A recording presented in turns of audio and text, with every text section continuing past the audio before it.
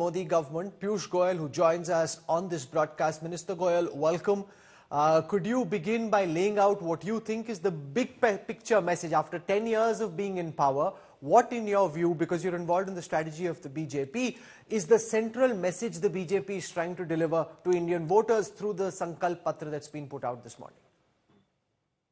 Rahul, the Prime Minister over the last 10 years has laid the foundation of a very strong economy, social welfare, the welfare of the poor across the country without any discrimination, and has created infrastructure for the 21st century to support the growth and the future of the country.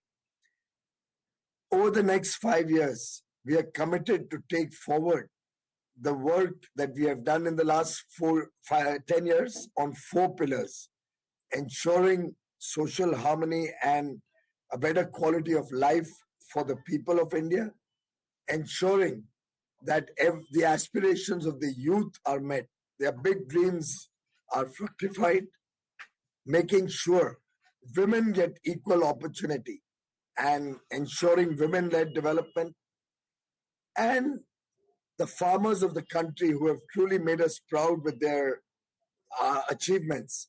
On all 4 pillars, the work that has happened over the last 10 years will be carried forward.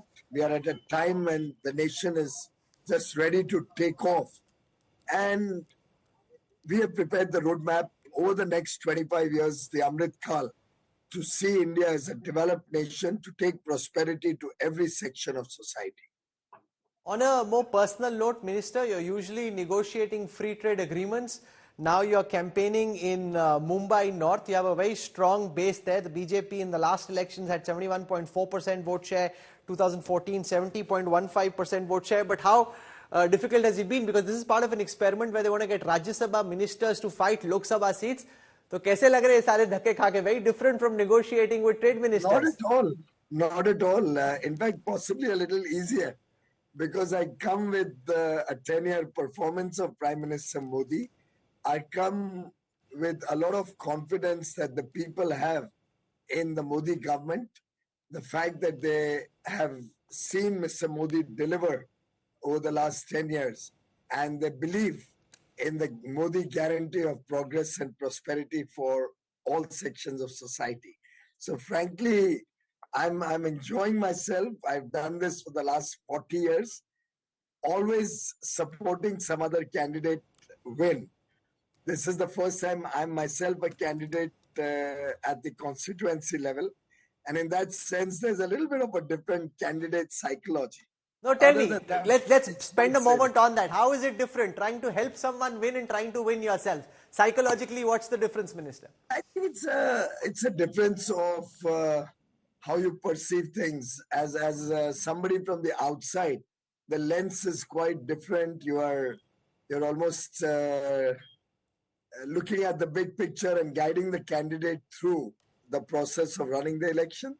Whereas while you are on the election trail as a candidate yourself, you do certainly tend to see everything, let's say, with a little bit more caution and a little bit more personal concern. It's more as if the outside perspective and view is always much easier than actually being the person in the frame. So what's your manifesto for Mumbai North?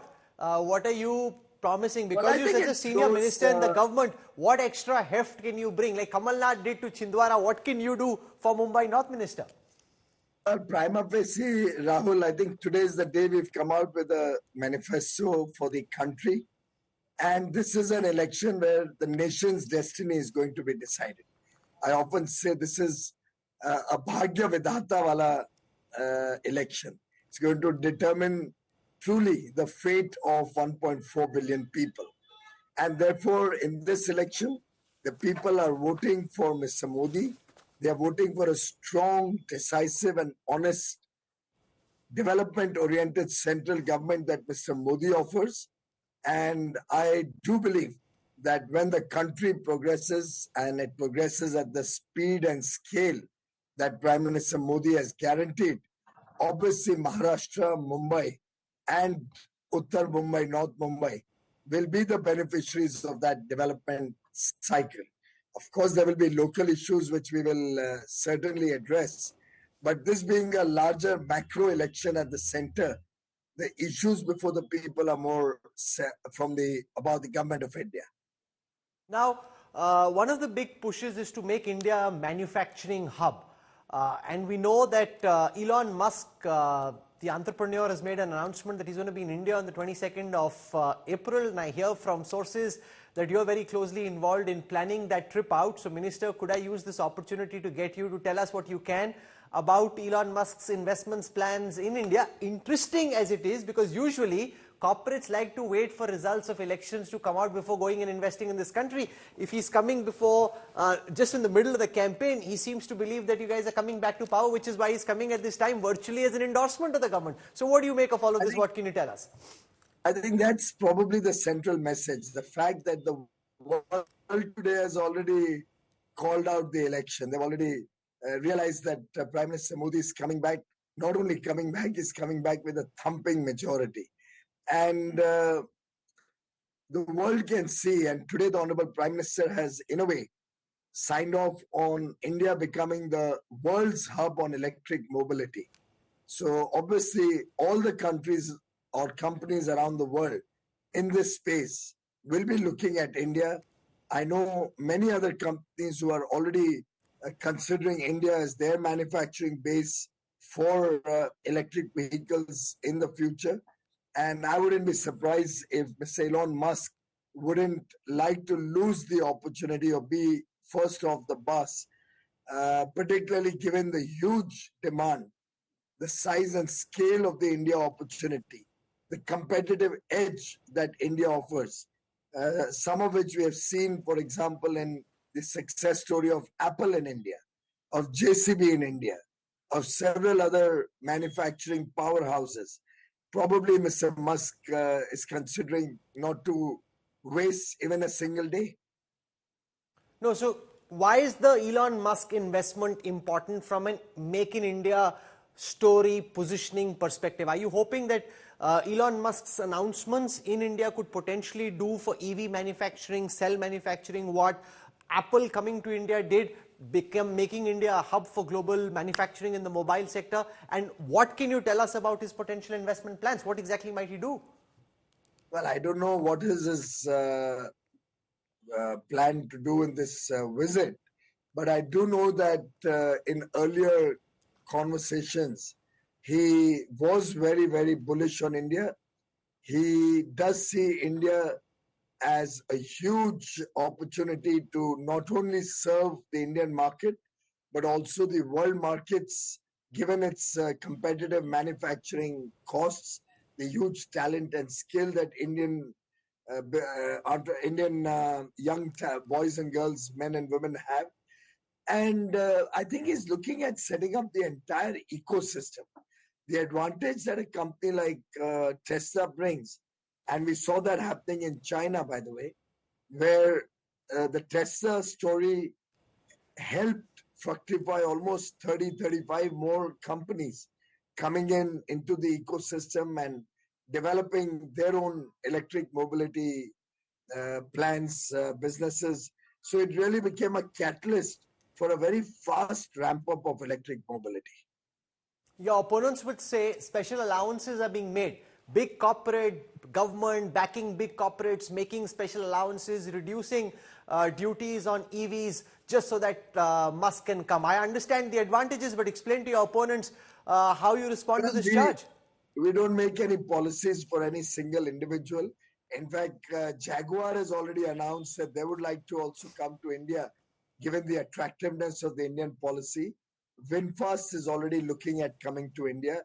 So our discussions with almost 7 or 8 international companies in the EV space give us the confidence that a good policy with equal opportunity to all will help us grow this business quickly. I think this is a government which has never, ever made policies tailor-made for any company. They've always been for the wider good of India. And as the Honorable Prime Minister said today in the Manifesto launch, we are looking at being independent, totally self-reliant in our energy needs. So while on the one hand, we are focusing on green power, renewable power, green hydrogen, and all the other means to reduce our carbon footprint, electric mobility is also a very powerful medium to reduce our dependence on crude oil. And by the way, Rahul, once we reduce our dependence on crude oil and our import bill on crude oil can be significantly reduced, the India growth story will catapult into another trajectory altogether. So let me bowl you a googly. From what I gather from sources at Tesla, they are looking, sir, at Maharashtra and Gujarat as potential investment destinations. As a prospective MP for the Lok Sabha from Mumbai North, what's your pitch? Maharashtra or Gujarat? Where should the investment go, sir? हम भारत के रहने वाले हैं, भारत की बात कहेंगे. Okay, you just played with a straight bat, not falling to that googly. Okay, let me ask you the next question, sir. One of the things the Prime Minister said, which I found very interesting, is to try and make India an innovation center for all emerging technologies. Now, whether it is semiconductors, whether it's EVs. Now, we saw how China did that in a concerted way in decades gone by, where they identified emerging technologies and emerging sectors and really went all out to try and be at the cutting edge of technological innovation in those sectors. Do you think India will be able to catch up? Because we are late to this race. This is things that other countries have already done years gone by. How long might it take for India to be able to catch up? I don't think it's ever too late. We have the big advantage of 140 crore people market, rising incomes, greater degree of prosperity, a very strong purchasing power parity of our rupee. And personally, I think this is the right time. This is the time when the nation is ready to engage with modern technology. This is the right time for global companies to come to India, not only for the large Indian market, but also to make this as a global capability center for their operations. So my own sense is we are seeing a lot of traction. We are seeing a lot of excitement about investing in India. We just concluded the free trade agreement with Switzerland, Norway, Liechtenstein, and Iceland, the EFTA countries. And one of the important elements in that is $100 billion foreign direct investment commitment over the next 15 years, creating 1 million direct jobs. So when you add the ecosystem and add the total investment potential, you're looking at a huge story just with really, if you see two countries, Switzerland and Norway, the other two being very small. And the same we are witnessing when we look at countries in the Middle East, when we are looking at other European and the US continent, American continent countries. They all recognize the growing strength. So let me pause you for a moment, because I find it very interesting that you've been able to negotiate the free trade agreement in a way that it entails a mandatory FDI investment in the India story by these countries.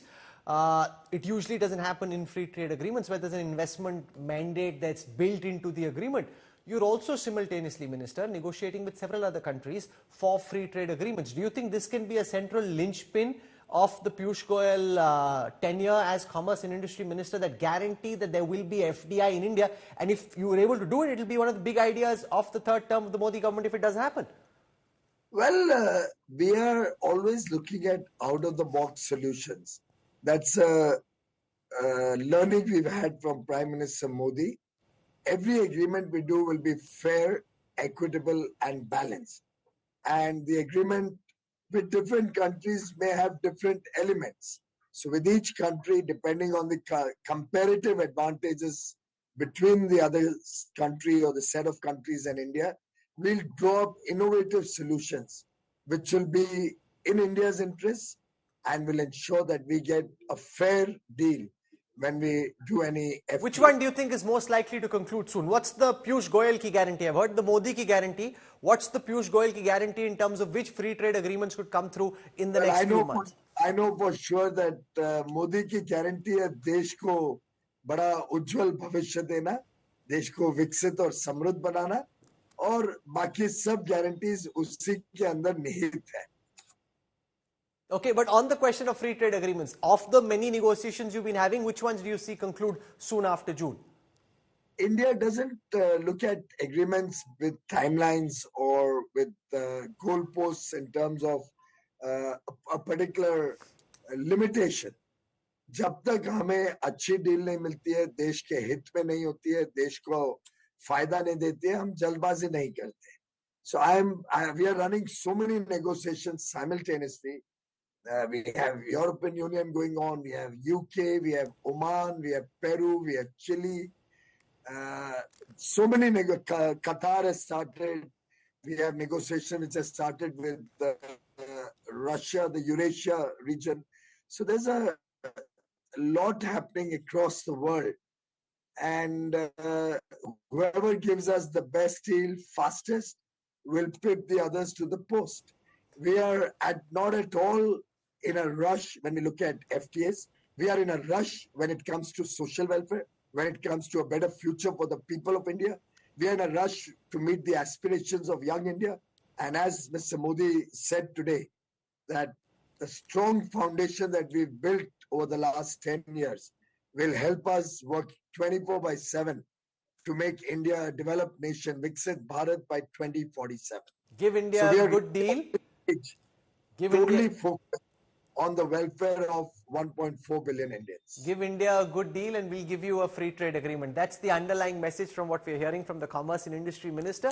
We wish you well. You were candid enough to explain the differences between strategizing somebody's campaign and having to fight yourself. I look forward to catching you on the campaign trail. Thank you very much, Minister Goyal. Thank you, Rahul.